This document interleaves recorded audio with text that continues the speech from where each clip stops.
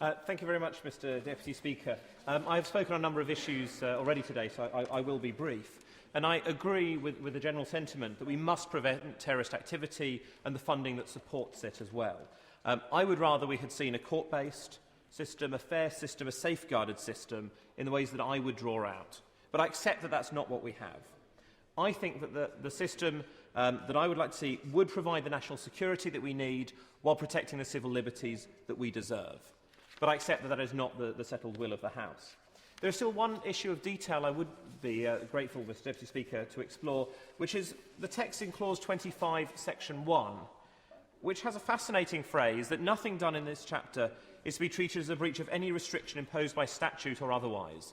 And to give the Minister a further chance to comment, could he perhaps give me the reassurance that it is not intended, as how one reading of this could be, that it would mean that the Human Rights Act and common law rights would not apply? I believe that is what is intended. I'd be grateful for his assurance that this is the case, for ministerial clarity that Human Rights Act, common law will remain sovereign. If he wanted to say that, I'd be delighted to let him intervene. In the meantime, while he reads the clause, let me just reflect on what this bill actually does, because I think it is very interesting to have a look at the scale of the issue.